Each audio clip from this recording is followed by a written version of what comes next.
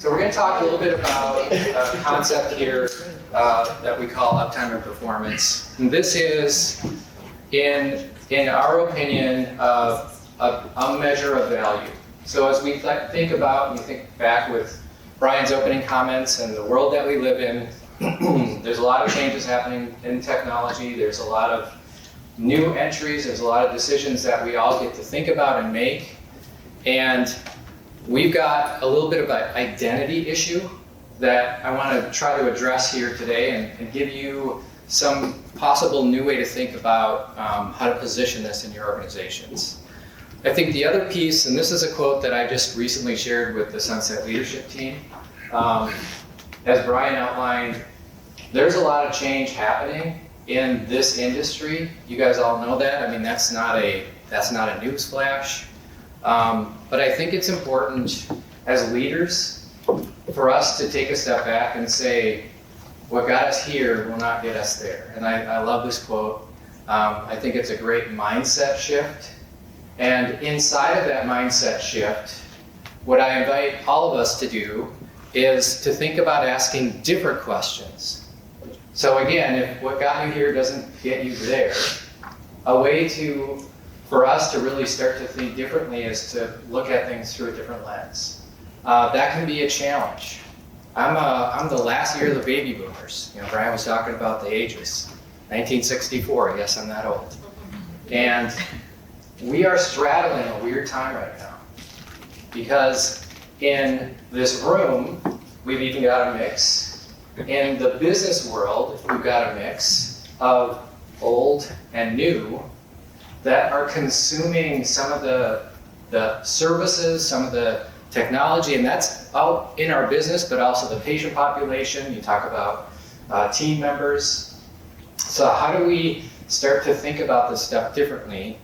And in the context of the services that you guys are trying to put in place and the businesses that you're trying to build, how can we maybe think differently about some of those questions so that we can help the rest of the organization to better understand and appreciate the things that we're doing? So there's questions like, and I've started to talk about this in the last year, so hopefully some of this stuff is a little bit familiar, but I want to make sure that we dive back in. The concept of investment or expense. As Brian talked about, the concept of integration. That's becoming more and more important and more of a challenge for all of us. So let's make sure we're giving that enough airtime in our process and thinking. And certainly we've got the idea of a budget. So I don't know if you guys know, but PE slowed down, right, Brian? PE slowed down the first part of the year. You guys feel that? Yeah? I mean, is that now some people are starting to move again, and that's a whole nother piece. But the pressure that's coming into you and into this industry is different. We have different objectives, we have different questions, we have different, and a budget is a thing that's important. And I'm not going to get into Finance 101, but that's a challenge, a new challenge in some of the DSO space, because the PE is now looking for a tougher road on EBITDA. Finally, building a plan. Again, back to some of Brian's opening comments. Let's think about a plan, and let's think about more than a 6-month plan. If we could, let's think about a several-year plan. Because when you're talking about a technology roadmap,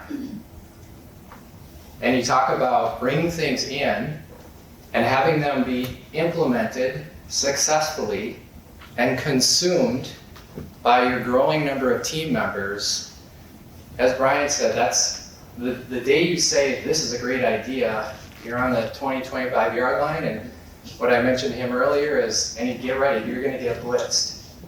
Because that defense, that staff is not going to like what you're going to do. Who moved my cheese, right? That's a big deal.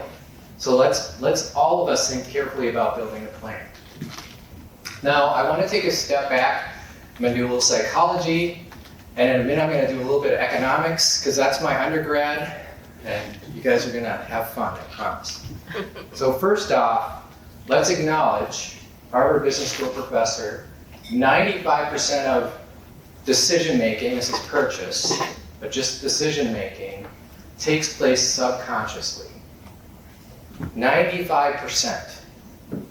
So if you start to unpack that, your 5% is what is visible to you, but there's all this other stuff going on behind these brown eyes, right? I'm thinking, I'm processing. I've got my own biases. And we need to understand those biases. That's important. So when we talk about technology, now we're going to move into this very specific lane. Technology has, for a lot of people, most people, maybe all people, some kind of an emotional response. So if I say technology to this group, I'm going to get, there's my excitement right here. She's clapping, right? This is a great group, right? We're excited. But guess what? There's other people that have fear. There's other people that are uncertain. And yet others, nothing. So of those words, anybody in the room feel nothing? No hands? Anybody feel uncertain? You got an uncertainty here? Yeah. How about fear? Anybody fearful? I figure most of the room is going to be excited. But that's this room.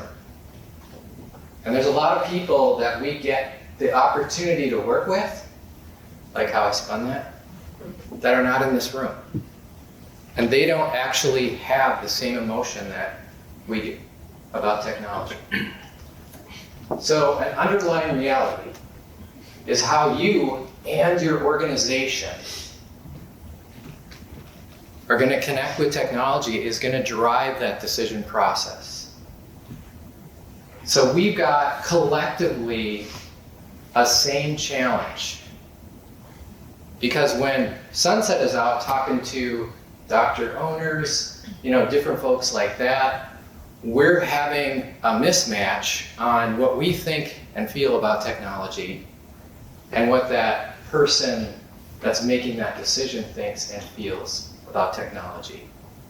So Ron, when you decide to implement something, do you just walk into your CEO's office and say, this is what we're doing, it's starting next week? No. No. You have to convince a little bit? And the people that are affected by it. Right.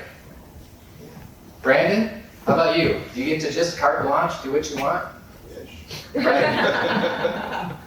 So we're battling similar issues and challenges, and I'm just going to invite you to take a little journey with me here and think about a different way for us to manage through and successfully get to a spot of potential, agreement, obviously. But we need to understand and connect on what we want and why. So here's a construct.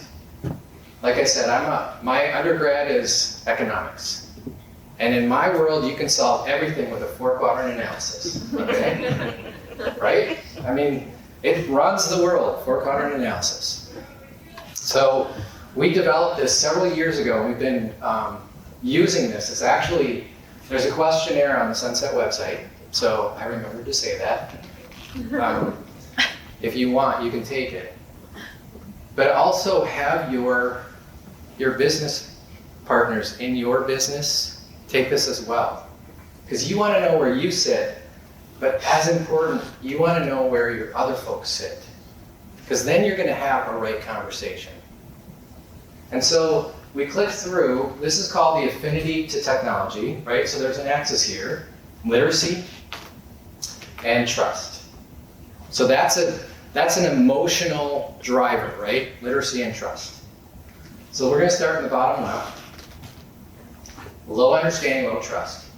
What we have here is the mindset is a bare minimum. The emotion, this is where kind of nothing might live, very little, in terms of feelings. If we move over to the right, we've got people that have a higher level of literacy, understanding a lot about technology, but a very low level of trust. Here's fear. These are control people, and they don't want to bring in stuff that they cannot control. So that's an emotion that's blocking opportunities. And you guys, we're experiencing this all the time. But if you use a dental term, we're not diagnosing any of this in our conversations. So we're coming at it with a yay, rah, rah, and this is awesome, and this is gonna ROI and all this stuff, but this person's stuck in fear. Because they wanna know, they wanna answer, how do I control it? So then we move up to the upper left, low understanding, high trust. So this is where you got folks that actually will trust us. They're gonna trust our advice, because they have a high level of trust of technology, they don't understand. I trusted somebody to tell me to turn off my computer and turn it on. But seriously, this is a group that really starts to adopt, but we can educate, like they're open to that conversation. And finally, you've got a lot of people in this room, high literacy, high trust, and this is where the excitement is. This is the folks that are cutting edge. How many people have the latest iPhone? Right? Those are my upper right people. Those are questions that are on this questionnaire, but I want you to think about how you can diagnose your folks that you're working with. Think about questions, think about what would land them in a different spot, and also ask them questions about their experience with technology, because that certainly is in the mix here. So I'm going to put one more layer on here, asking questions around investment and expense. If we think about where that might land, it's pretty obvious. The investors are at the top, and the people that see this as expense are sitting at the bottom. And now we have a mutual framework to have a right conversation. Because I have a better understanding of that person's emotional response, which by the way is subconscious, and 95% of that person's decision-making process. So far, are you with me? Love the psychology. Do you expect this from an IT company? No. So let's kind of keep moving forward, because now, if we can find a way to define value, and value in a simple way, that speaks to all four quadrants, then we have a framework to have a better, hopefully right, but I would propose a better conversation. And that framework now, back to my original slide, is uptime and performance. Because those two things, and I get there's different software and other pieces that we're bringing in, but they have an impact, they have an influence on uptime and performance. So what is uptime and performance? It's real basic. Uptime, simply the systems are up and running. I mean, that's a huge, right? If you're not up and running, you're not generating revenue. And if you decide to deploy the latest software or drop in a update or all those things that are happening on a daily, weekly basis, and you disrupt, you're going to hear about it. You know this. We know this. This is the world we live in. And performance. The environment is operating at high efficiency. This is a tough nut. And this is where things like integration, security, and I'm going to talk a little bit about this, but this is where this lives. Now, I'm going to pause here and say, is there anybody in the room that would challenge, or say it a different way, do you agree that if we can frame around uptime and performance, that will help us, regardless of where somebody's at in the 4 quadrants. That frame would help us to have potentially a better conversation. Does everybody agree with that? Got some nods? Smile? Not there? Thinking? Okay. I'm paying attention, right? Cool. So it's a construct, and now I want to just dig into that a little bit, because now once we land here, or I say land but jump off here, now we can start to layer in other pieces of the conversation that can help us all make a better decision and ultimately develop a plan. So this is a big wordy slide, and I'm not a big wordy slide person. Usually I don't like to do this, but a while back I had, we've been working with this concept at Sunset for a while, and I had the leadership team do a workshop where we talked about this concept, and then I had each person write their version of uptime and performance. So I had marketing, I had sales, I had all the different account management, I had all the different leadership folks, and they all wrote their responses. This is the one I'm showing you today. It came from our Chief Information Officer, who will be here actually later. His name is Jerome. So I want to give him the credit. But what I liked about what Jerome did is he laid out these different areas of uptime and performance that are true business value. Because that's what the CEO wants, right? That's what some of the other business folks, certainly in the PE companies, we want to walk through. So obviously productivity, and now we can start to think about how we're going to measure this in terms of the technology that we're putting in place. So productivity, revenue generation, it's an obvious one, that's key.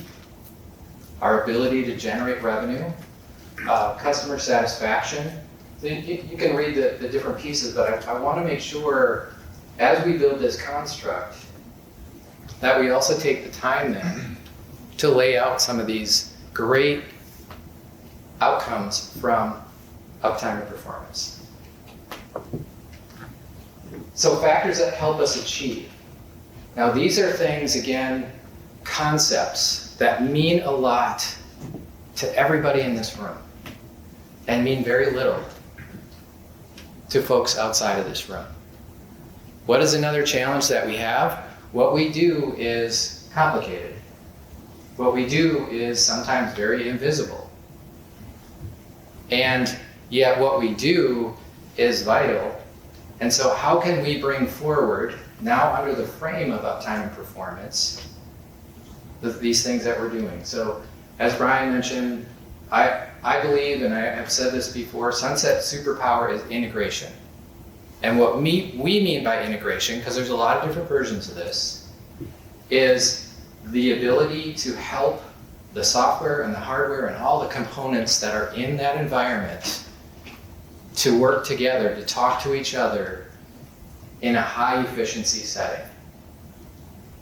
There's a lot of noise, and every day there's more noise introduced.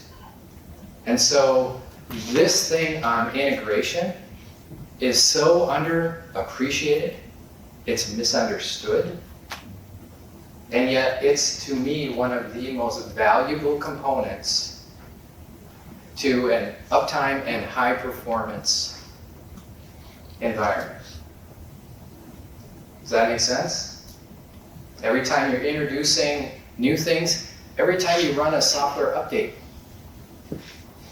that has the timing of that update, how it's deployed, how it isn't deployed, how do you know it was done? All those things are a component or under the umbrella of integration.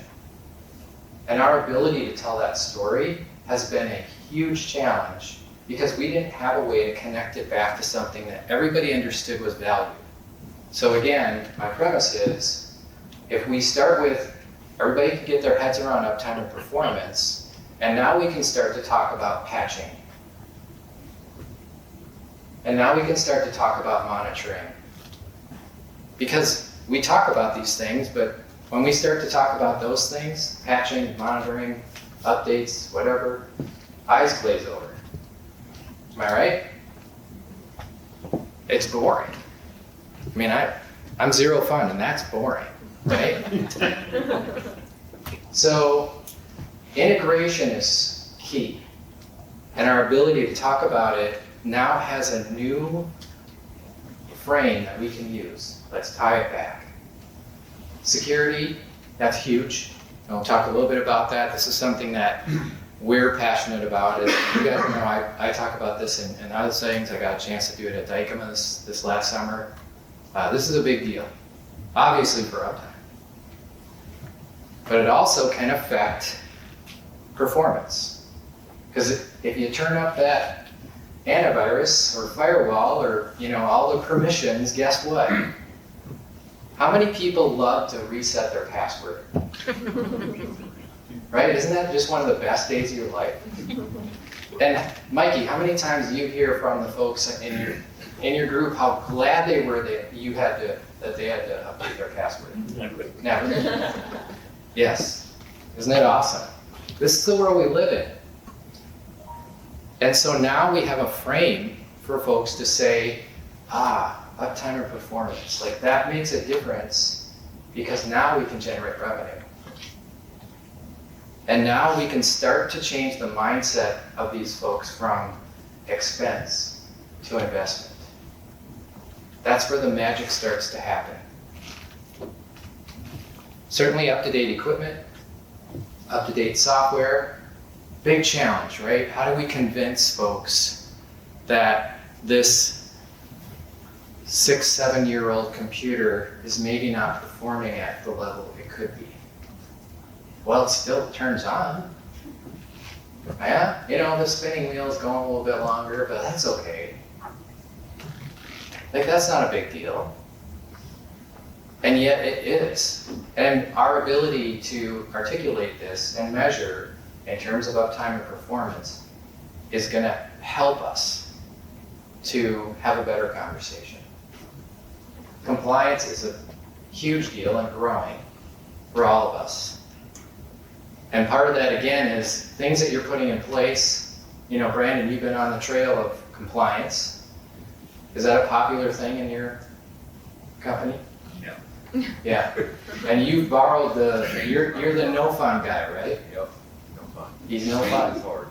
So we got a following going, the no fun, zero fun folks. But it's important. And yet, is it convenient?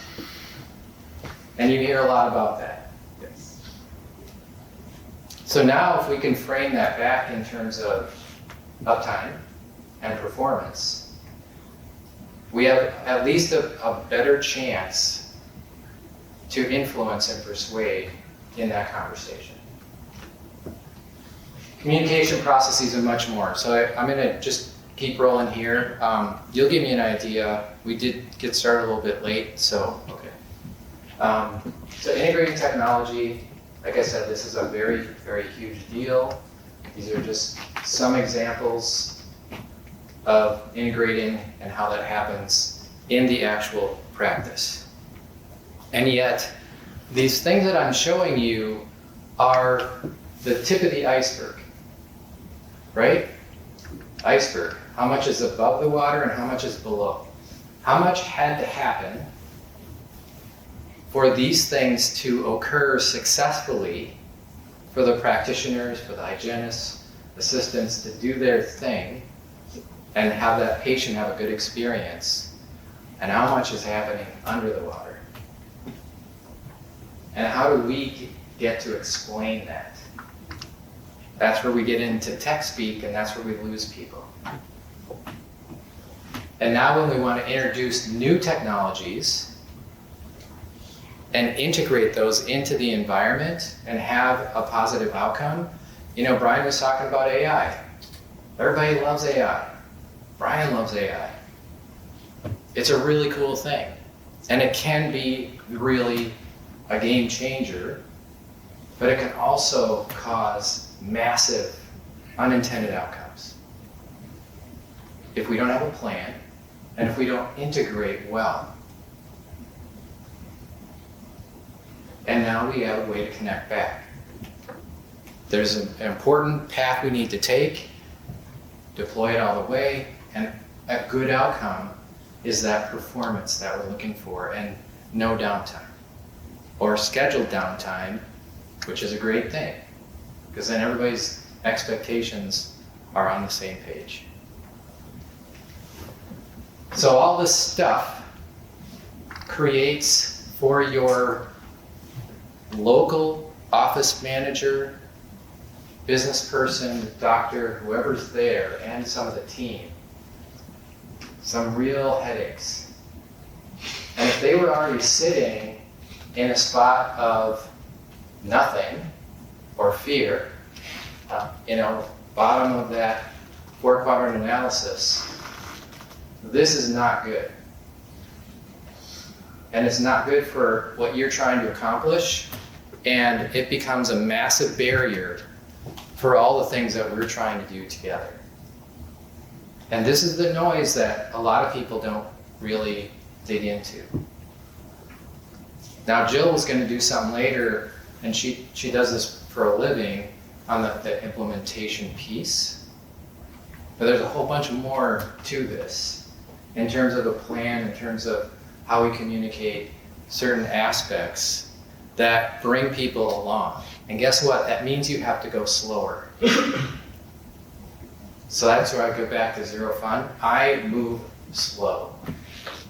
But sometimes you move slow to move fast. And that's what we're trying to help eliminate, or at least alleviate this feeling. Because this feeling is happening right now, I guarantee you, in every one of your businesses. Somebody feels this way today about the technology. It's a reality. And sometimes we feel that way, right? So let's keep trying to reframe. So as we build a strategy, and again, we're talking about uptime for performance. Now let's go back up and say, listen, in this world, we're investing. So now I'm coming back to the investment thesis, right? The PE, say it's investing in the DSO itself. Let's get that going, dumping money in, whatever. And the DSO is investing into each practice. Purchase them, bring them in. There's technology updates, there's different pieces. That's a big planned, hopefully, isn't always a planned investment in each of those locations. Even making decisions about consistency across the enterprise, we see a lot of variability here. So that investment thesis is already challenged in that second bucket when it comes to technology. In the bottom, the practice investment and the patient base. So there's money to put in to obviously bring patients in, but also to have those patients have a positive experience. One of the things that we, again, have seen that's missing, and when I asked this question about investment and expense the first time a year or so ago, and then I've been asking it of business leaders, since then, an abnormally high percentage of folks look at technology still as an expense. That is our reality. And so what is missing is that mindset of investing in technology. We all know that without technology, again, what Brian said earlier, we all know without technology that the DSO businesses, the dental space, even the independent dental practices, all of them, they're not going to operate sometimes at all, but certainly not in a way that they're going to be successful in their business without technology. We are technology dependent. And yet, people still look at technology as an expense. It's a weird mismatch. So, building a roadmap. And that, again, now we have a frame for building out that roadmap that connects to uptime and performance over a period of time. and what are some of the things we want to deploy. And again, back to somebody goes to a conference and, oh, this is really cool and let's do this. How does it fit in the next several year plan? I mean, if you have 20, 50, 90, hundreds, I mean, we've got all sizes here of locations. There are very few things in the technology space that you can just flip a switch and update and change and have it be used by and understood by all the team, right? And so without an actual roadmap, and then, by the way, you get to talk about investing and you get to have people give commitment. And I know some of you guys are doing different aspects of this. My frame, though, is how do we continue to gain ground on helping people to see what we're doing as an investment and not an expense.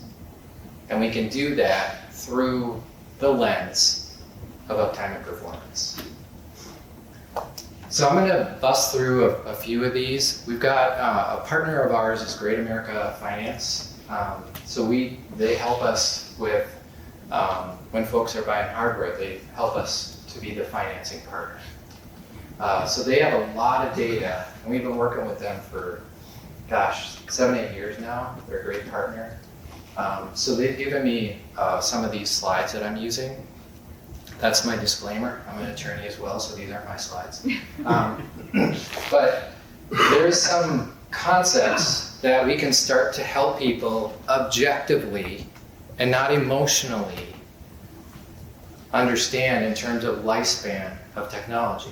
Because as we talked about earlier, integration has an impact. Lifespan of equipment has an impact, right? So we have a little mismatch here in terms of what we think and what the other folks might think. Are we landing or are we coming, we going, right? I mean, this is real. And some of that is rooted in that 4-quadrant analysis, emotion.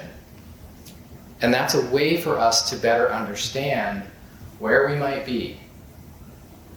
And now we can have the right conversation with those folks. That a lot of times we need to convince, right?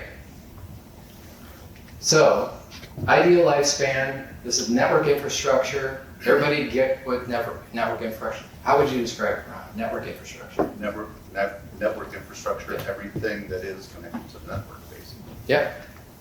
So, computers, servers, those kind of pieces and parts that drive the engine, right? That help you to do all these other things. So, ideal lifespan for maximum efficient protection, because both things happen here, right? Computers are servers, all those things are operating at a certain level, but they also have certain levels of protection that they can handle or not. And we know that, but describing that to others is a challenge. And so Great America's average is 42 months. How many people in this room have a plan to refresh their network infrastructure every 4 years? Got a couple? So there's a few, and yet that's emblematic of the industry we're in. Because every 4 years, while it is an objective data point, it is not what people consider or even understand to be an ideal lifespan. And this isn't about selling anything, this is about uptime and performance. There's nothing to do with making a sale here. I want to be super clear about that. Because that's really the right conversation to have. This other stuff just happens, I think. So now we get into communications. A lot of stuff here. VoIP phones, texting, all the different, ideal lifespan, 36 cloud, 60 on-prem, because those are different types of solutions. Great America's average is 50 months. How many people in this room are doing some kind of updates on their communication platform every 15 months. Good. So that's encouraging. And why does that get more airtime than network infrastructure? Because that's how the patient reaches. So there's a more direct connection Yeah. that the non-technical folks can, because they're experiencing the same challenges. Yeah. Got it. Did everybody hear what she said? So that's how the patients connect, right? It's kind of important. So a few others. This is just, TV monitors, that kind of thing. There might be a few TV monitors in dental practices, a couple here and there. And yet, this average is 48 months. I know a lot of places, it's 10 years. I mean, seriously. But that has an impact because if you're going to introduce new technology and your ability to display that new technology is limited by the age of that device, a lot of people aren't connecting those dots. That's a function of integration. And that's got to be part of a plan. Because that's again, those are tough questions to ask and answer. We've got access here, and then we've got security cameras. So just a quick summary of those areas. And any of these, I know people are taking some pictures. Any slides that you want here, they're yours. So take pictures, but we can also make them available online if it's useful for you. So what we're talking now about is putting money in buckets over a period of time, building a plan. This is your technology roadmap, but also setting up financial expectations. How many people have taken a finance course? Good. We have to, right? In the roles that we're in, and that's part of this conversation. Because if we're going to move people to investing mindset, this idea of making deposits, putting money in the bank is huge. So investment in technology is going to future-proof your business. From cyber attacks, and that I'll come back to that in a little bit, limit future unexpected spend. I'm going to show you a couple slides later on some of this. And I'm giving you this information because, again, we can frame it back to the folks that need it, but do it in a way that is going to meet them where they are on that 4-quadrant analysis and cut through uptime and performance. And then, what would downtime look like today? This is something we wrestle with all the time. We hear this. We're going to trot in and do a project, and we need to have the clinic close the doors for half a day because we got to install a bunch of stuff. That's an unpopular thing to do because there's thousands and thousands, tens of thousands, depending on the place, that we're losing. And that's an expense mindset. That's not an investment mindset, right? So how do we flip that conversation and have it in a way that's useful for all of us? So just some other things, your organization's specific needs. Technology, it's not a one-size-fits-all, right? So in the context of an overall plan, the technology roadmap, and then talking about integrations to uptime, we want to ensure reliability and consistency. And this is a key part of that deployment and implementation, but it's also even upstream a key part of the decision-making process that we can add value to. The analysis that everybody in this room can do before a technology is even adopted or that decision is made about how well it's going to play in the environment. It's a critical piece and step that in the seat we sit in is missed a lot. Now I'm not saying you guys aren't doing it, but somehow we're not hearing about that conversation and that evaluation.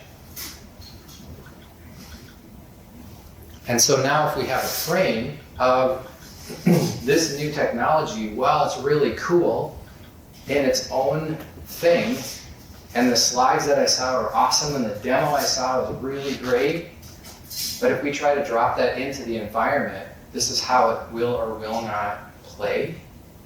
And that will cause disruption, that will cause performance issues, and potentially could cause downtime or challenge our uptime. Those are real pieces of the analysis that need to get moved up the food chain. And we can do that, again, with that frame. Scalability and profitability is huge, and we need to audit all the time what we're doing today. And that's a key part too. Like, you guys have a growing level of complexity in your businesses, right? So you start off with some locations and then all of a sudden it's 20 and all of a sudden, Chris, what are you guys up to, 90, whatever? And all of a sudden you're getting ready to, skyrocket. Everybody's getting ready to, add a whole bunch. If you don't know what's already there, your ability to have unintended outcomes when you start to scale like that is going to be a challenge. It's complex. And those are real decision points that affect uptime and performance. Some top tech priorities. This is just some data that, again, we've gotten from different research, but security is a big one right now. Software, networking, there's a lot of priorities. Competing, sometimes, priorities. This is a fun one. When is it time to buy? End of life. And now go back to the two different perspectives on end of life, right? This is one of those conversations that isn't being had in ways that I think are productive. We are two ships passing in the night on this. And all of us, creating a way for us to objectively evaluate that, it's good for all of us. And certainly good for the businesses and good for the decision makers. And there's a lack of good understanding and information here. Certainly company growth. I love the third one, available budget. So how many people really have a hard, fast budget? Right. And that's a next gen, next stage. So the person that had a budget, then you'll come up after and you're going to walk through, right? How you do that. Because getting there is now part of that investment thesis, right? It at least starts to move us in that direction. Then there's some other things here. So I'm going to just blast through a few of these. I will be happy to talk, but this is a little bit of the money side. So again, some of this comes from Great America. But money today is worth more than money paid back later. Does everybody financially understand that? Right? And if you can move practices to more of a standard like that, that is considered good, right? I know that you still have challenges with that in your businesses, and that's part of that growth thing. But over time, if you had a technology roadmap, would it be good to get on a technology roadmap of some level of standardization, at least of some pieces? We all agree on that, right? And then you can lock in the lower purchase price today. Now, I can debate this kind of a couple ways, because technology is interesting in that some of that stuff, the way the world back when, baby boomer here, new tech was really expensive. And then it drops down. I don't think we're living in that world as much. So I want to, call this out. This is a decent bullet point, but it maybe doesn't hold as much weight. But certainly the time value of money is the big one, right? And then there's, now we get into this monthly versus pay cash concept, and this is back to Great America. This is a program that is important because there's good business reasons around why you want to do this, and it helps with that conversation around the end of life and moving into a longer term plan that isn't so dependent on these events, right? Because these events, especially the unexpected events, can be a real challenge, and the fingers get pointed in a certain direction when those unintended events happen. You guys smelling what I'm stepping in here? Right? I mean, I want to be real. Like, these are challenges we all face. And all I'm trying to do is let's really have those real conversations about how we can maybe move the needle just a bit. So this is a fun one. Again, this is from Great America. It's part of that time value of money. I will publish this, but a slide that really hits it is right here. So that's the event on the left. When you buy with cash or all the way, paying all that up front, versus move into a monthly predictable process. And in the DSO space, freeing up money to invest in new practices or people or all those things, that can have a lot more value, especially now in the space of we gotta increase EBITDA. We have to get more discipline. So the time is really right to start getting into this conversation as well. And again, we're gonna reframe how we walk into that in a value proposition that cuts through the 4 quadrants. So a little bit on the cyber stuff. I'm not gonna go over the top on this because this is literally, as you guys know, it's a whole day.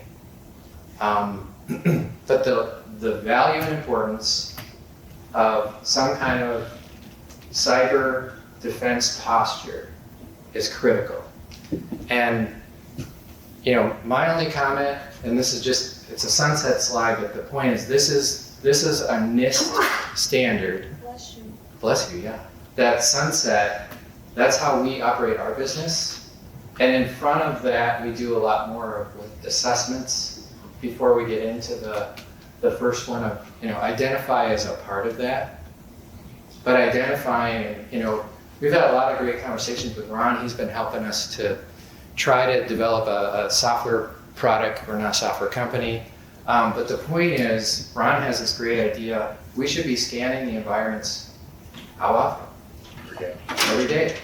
And why do you want to scan the environment every day? Any new devices that you didn't put there are UV identified. How did they get there in the first place? They didn't ask you?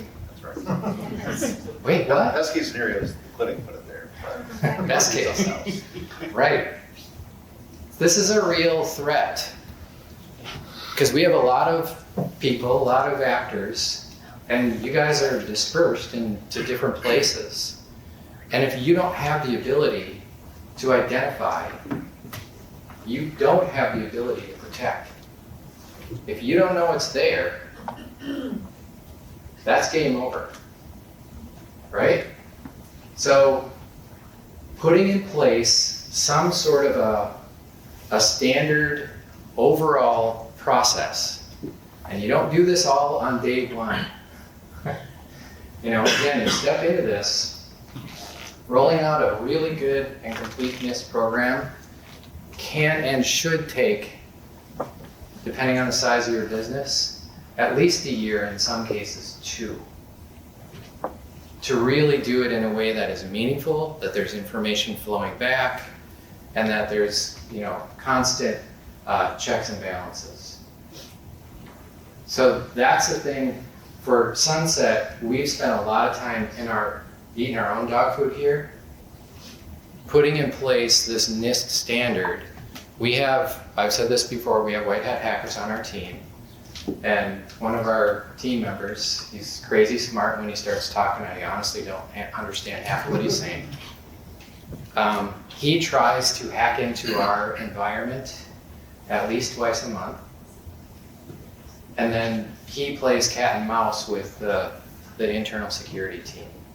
And then we have a monthly call on that. That's a good process. And it's actually fun for them. I'm serious. It's not fun for me. Especially those monthly calls, because the level of cyber activity, we all know this is happening. And the level of sophistication. So in the last month, there's 2 of Sunset's customers that had a successful ransomware attack. One of them came through the normal pathway of somebody clicking on a link or attachment. And we get notified and then we're able to remediate it and all those things and get them back up and running because we've built a process and a plan for business continuity. But the second one, we're seeing a new level of attack, a persistent attack that is finding backdoors through what's called the EDR. Everybody understand what an EDR is? Firewalls, that kind of thing. So the cyber criminals are getting way more sophisticated in their ability to infiltrate the environments. And so now we're doing things like partitioning. So if they do get in, they're in a box. These are strategies that come out of a well-developed NIST approach. They don't just happen, and you don't just drop in a partition. It's gotta be brutal, because you could have a lot of, again, performance issues and or uptime. So that's just an example of take some sort of, there's a CIS, and we have a great relationship with them as well. But have, the point being, have a way for your organization to build a multifaceted process with defined owners, and then feedback loops on a regular basis. And then the social engineering piece, I just like to put that up there because that's also another avenue of attack that's happening on a very regular basis. You know, we're just simply implementing phishing programs and, you know, education, ongoing education for your staff is invaluable. Again, we've been doing this at Sunset now for a while, and I hear feedback. The team does not, they don't like it. But they're phishing emails, and then they get, when they click on it or when they, you know, do something, they get a fail. Our CFO was just talking the other day, he's like, I always fail. I have a preview setting on my email, and I always get a fail on that. He's really bugged about it. How can I fix that? Talk to the security team. Don't do a preview. Update your settings. And yes, that is not very efficient in that person's mind, but it is secure. So I'm going to move toward wrapping up here. Just, again, protect your investments. Think about investing, not technology as an investment, not an expense.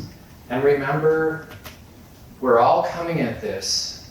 This room is obviously in a much different place than the folks that our business partners are at our workplaces, and certainly the folks that are in the clinic. So make sure that we spend some time here first, understanding where people are and where they're coming from, because that's 95% of that decision process for them, is that subconscious thing. And we're skating right over the top of that. If we acknowledge that, and then again, move to a more simplified value proposition that we can all get our heads around with uptime and performance. Now we move to the ability to build an IT budget. We move to the ability to not only integrate, but help people understand all that great integration that's happening, because they have a frame. We have the ability to be secure and understand what that is, and certainly we have the ability to keep the software, hardware up to date. Thank you guys so much for your time this morning. Thank you for being here.